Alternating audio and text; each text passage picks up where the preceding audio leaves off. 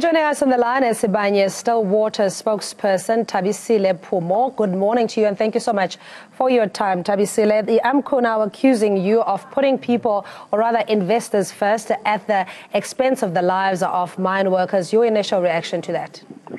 Good morning, Cindy, and thank you, and good morning to your viewers. Well, the statement by AMCU that we are putting investors first at the expense of our workers is correct. AMCU, as one of our key stakeholders, was actually participant to a safety summit that we had about 3 weeks ago, where we were actually trying to engage with all the relevant stakeholders, including the DMR, to try to get to the bottom of some of the challenges that we are facing at our operations. And in fact, post that, we had a commitment that we'd obviously had follow-up sessions with them to try to map a way forward. So what I can assure you is we've got safety systems, processes, and protocols in place as governed by the Mine Health and Safety Act. Like any other mining operation, it's just unfortunate that we've had challenges with our safety this year. The loss of lives are regrettable, and we once again send our condolences to the families, friends, and colleagues of those who lost their lives. But we can assure you that the health and well-being of our employees remains a priority. Tabisile, but AMCU, Joseph Matunjwa, saying that this is a perennial problem. There had been 19 deaths this year alone, and it's good and well that you read a statement that speaks of your sterling compliance. But the fact of the matter is this is very little comfort for people that lost their lives and breadwinners. What do you say to the 19 deaths or so far at the hands of Sibanye? Look, the loss of lives, as I said, is regrettable. And once again, I mean, we've lost our colleagues, families have lost breadwinners. So that remains something that is devastating and tragic. But as I said, we obviously are working very hard with all our stakeholders, and we would once again want to call upon AMCU and other unions that are part of our operations to come together, work with us to find a solution, because there are different players and different components to making safety a reality in our workplace. There's also the allegation that workers do not have a personal agency, even if they know that the work environment is not stable or there's potential danger, that they work under duress. And this case in point was that the manager forced them to go into an area that is not safe for operation. Look, at this stage with this specific case, we are not in a position to comment under the circumstances, because the 5 people, including their leader, are affected by this accident. The DMR is on site as I'm speaking to you. They will conduct an investigation, and it's only after that we'll be in a position to determine as to why this crew went into the area that was abandoned and no mining was taking place. But in terms of whether mines employees can withdraw from workplaces, we've actually have been embarking in the last couple of months on a campaign where we've been hammering on our employees the right to withdraw from unsafe workplaces. You will recall, even in the last memorial service that we have, AMCU and all other unions urged, together with management, employees, where they find that their work is unsafe, they must withdraw immediately. But where they are forced, and we've got systems in place, they must report so that we can take action against any manager who's found guilty of having forced miners into an unsafe place. So that is not part of our system, neither is it part of our policies. We will take action should it be found that they were forced into the work area, because it's in contravention of our policies and the Act. But it's probable, though, Tabisile, that they would be forced under duress to go into an abandoned shaft that the Department of Mineral Resources had closed down. Why then would you think a reasonable person would go into a dangerous space if they have the right, as you are saying, they have the personal agency to say no, if they haven't been victimized or forced to do so? Let me clarify the fact.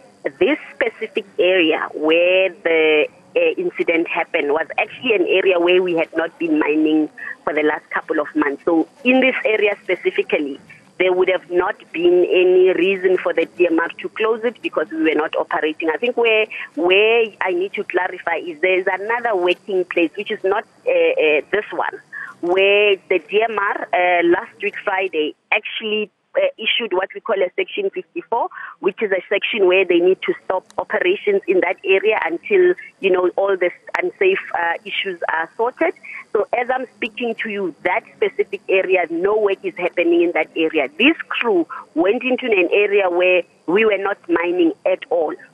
So the two actually are not similar areas.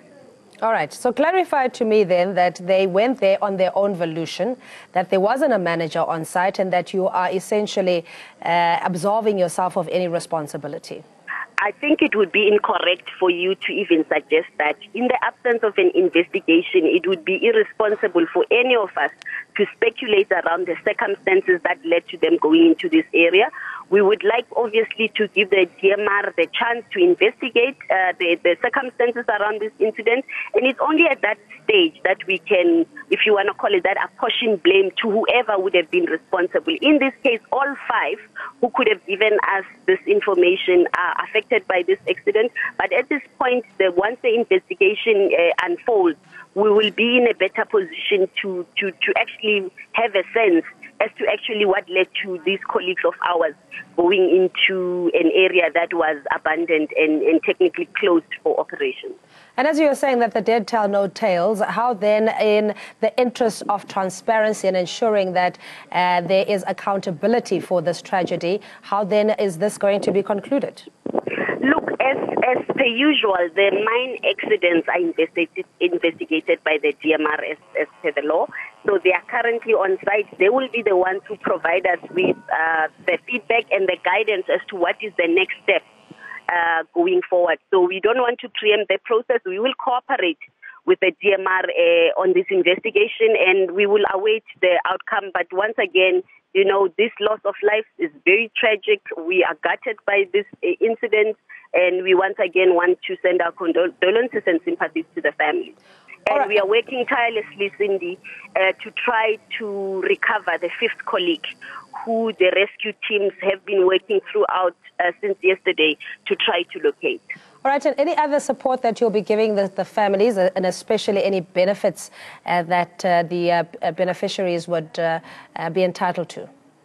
Look, in terms of the families, we actually commenced yesterday where we started we provided them with trauma counseling and all the necessary support in terms of logistics of coming up. We will be obviously, as per our policy, be taking care of all the funeral costs. In addition, we've got a program called Matsidi. So we're in a case where a minor dies under such circumstances, we take their kids to school right up till age 18, and those who want to continue into tertiary, we then support them with bursaries.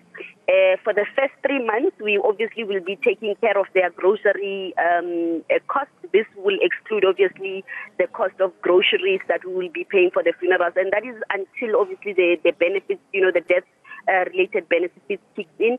And in addition to that, we also will be building a house. So in a case where there's already an existing house, we'll obviously talk to the family to understand how we can assist them to make that house, whether extend it or make it decent. In a case where there is no house, we will obviously build a house. And in addition, we normally offer what we call replacement labor, where to make sure that there is a breadwinner that continues to have income in that family. We will then, after the funeral has settled down, ask the family to nominate a relative who perhaps is unemployed to come and fill in the vacancy to make sure that there's continuity of income.